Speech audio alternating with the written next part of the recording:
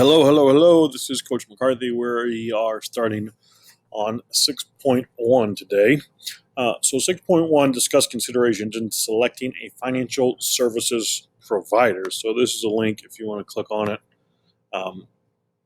And there's kind of a lot of the websites that it came from, and you can look through a lot of the other ones. A lot of the websites have some similar things and some that are a little bit different. The main things that you're going to look for, and we'll talk about some more as we get into some of these websites, is going to be your cost for using them. If they charge you, how much are they charging you? So you want to make sure that you know that. The next one being your risk tolerance. So how risky do you want to be with your investments? Some financial service providers might be able to lead you towards more risky things, while other financial service providers might be not quite as risky. So you might want to figure out how risky you want to be with your money. And we'll see this one in a lot of them. You want to make sure they're reputable, and they can be licensed, and probably need to be licensed if you're going to be using them. Don't just be taking somebody off the street and listen to them for your financial service advice. And reputable and are they licensed? Those kind of go together. So let's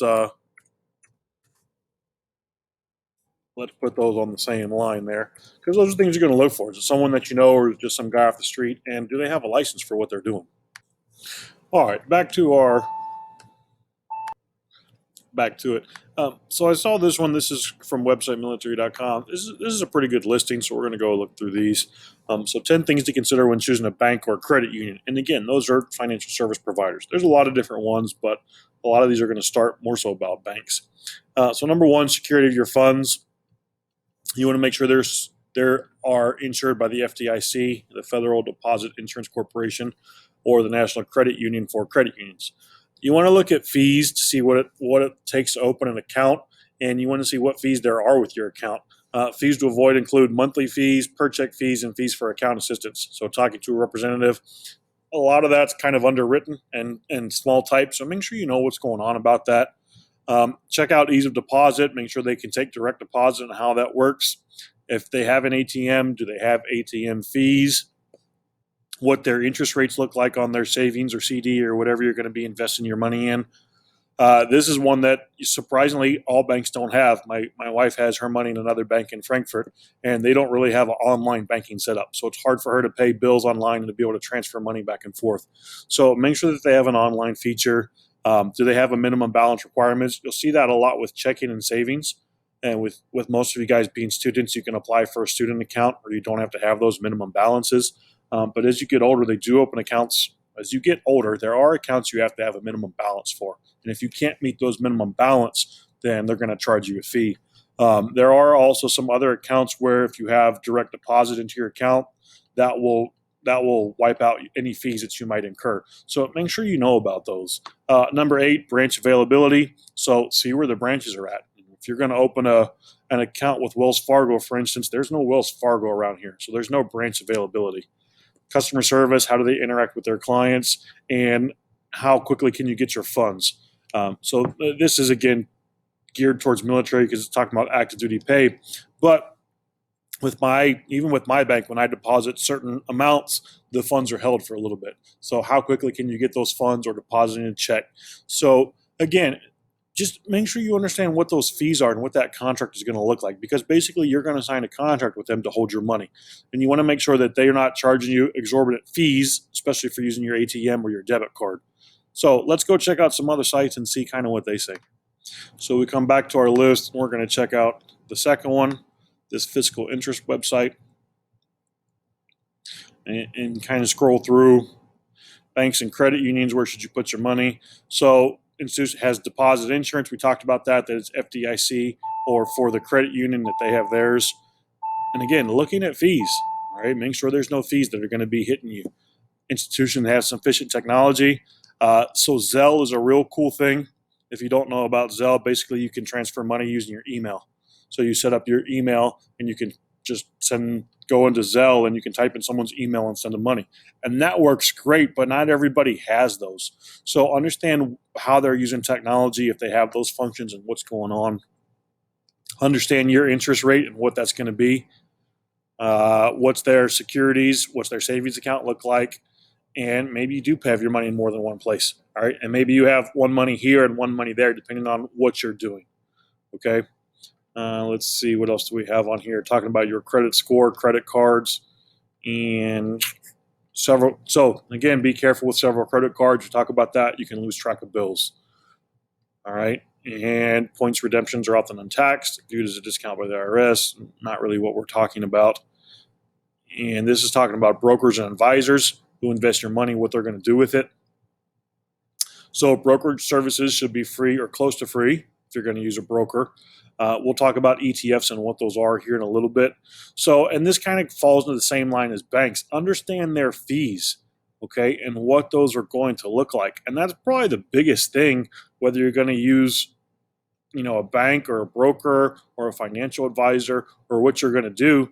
Understand if you're paying for them and what they're going to be doing, okay, and understand what you're getting for it. And we're going to come back and we're going to talk about this term here in a little bit, fiduciary. All right, and what that means. So fiduciary means they must act in your interest. So doing things that's best for you, not best for them and not best for their business, but what's best for you as the client.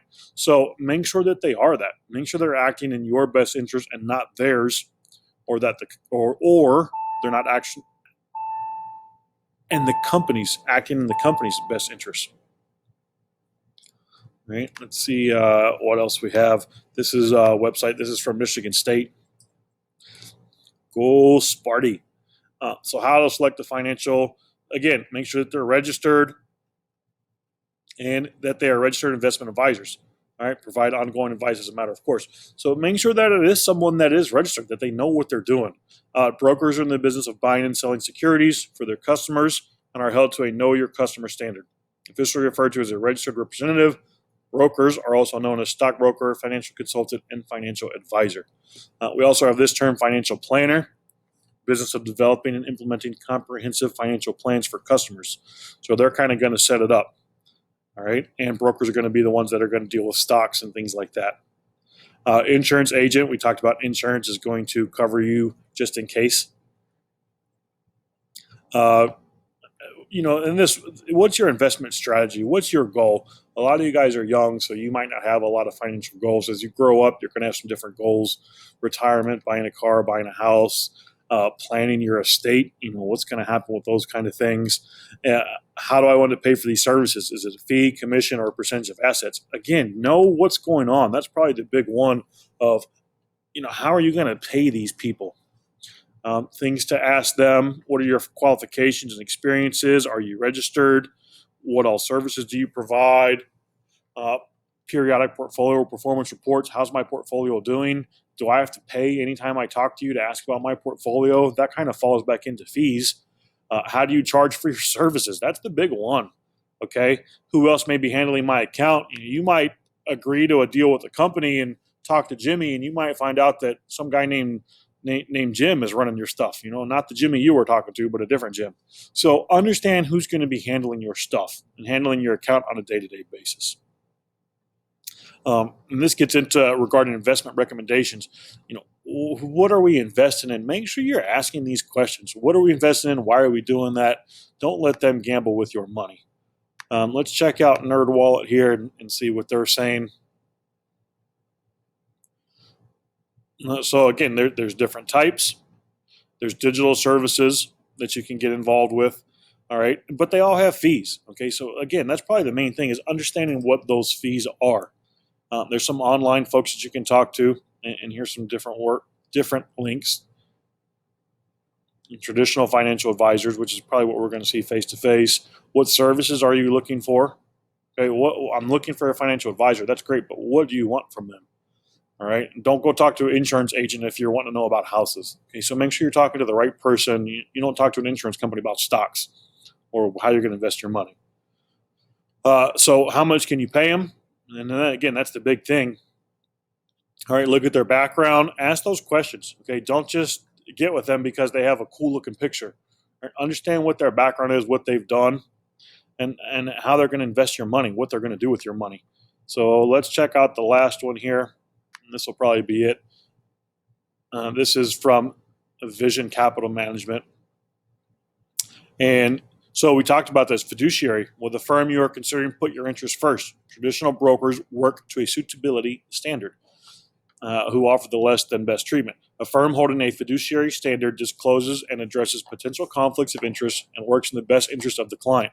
So that's the whole fiduciary thing, that they're working in the best interest for you, not their business, but for you, the client. We talk about fees. You really got to know what those are. That's probably the number one, is knowing the fees. How are they reporting your information? What's their investment process? Why are they doing those investment things?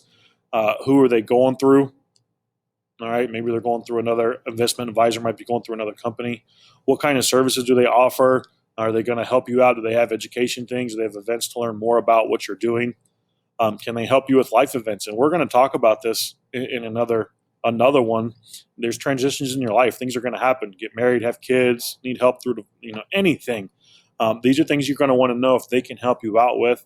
What are their credentials? Are they certified? All right, and do they fit who you are?